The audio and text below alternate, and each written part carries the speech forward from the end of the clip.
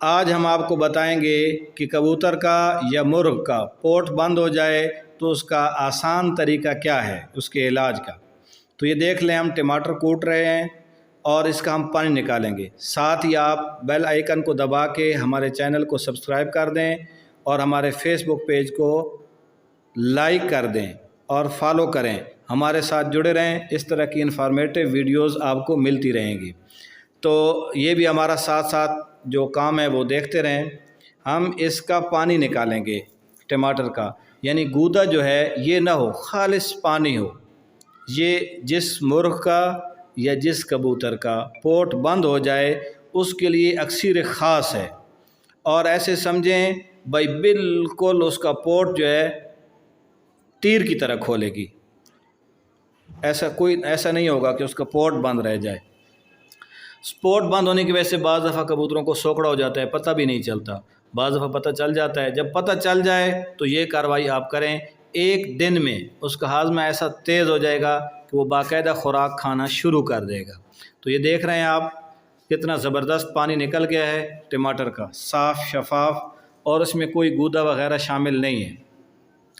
اس کے ساتھ ہم لاتے ہیں اپنا وہ کبوتر جس کو ہم نے یہ پانی پلانا ہے، اور کتنا پلانا ہے یہ بھی آپ کو بتاتے ہیں۔ تو یہ وہ کبوتر ہے جس کا پوٹ بند ہے۔ سب سے پہلے ہم اس کا پوٹ جو ہے واش کریں گے۔ یہ یاد رکھیں، یہ ہمارے پاس گرم پانی موجود ہے۔ گرم پانی سے مراد نیم گرم پانی ہے۔ اس سے آپ اس کا پوٹ اچھی طرح واش کر دیں گے۔ پہلے اس میں پانی ڈالیں، پھر اس پانی کو اچھی طرح ہلائیں اس کے پوٹ کے اندر، پھر پوٹ کو خالی کرنے کے لیے جو اوپر والی چونچ ہوتی ہے اس کو پکڑ کر اس کی گردن لمبی کر کے کبوتر الٹا کر دیں۔ تو صرف اوپر والی چونچ، اور کوشش کریں ناک پر ہاتھ نہ آئے۔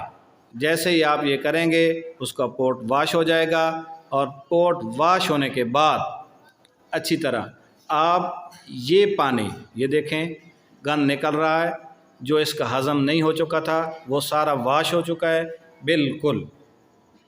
پوٹ ایک دفعہ خالی کر دینا ہے۔ واش کرتے وقت اس بات کا خیال رکھنا ہے کہ کبوتر کو بہت زیادہ تکلیف نہ ہو، ایسا نہ ہو کہ اس کی ناک کی طرف دانا چلا جائے۔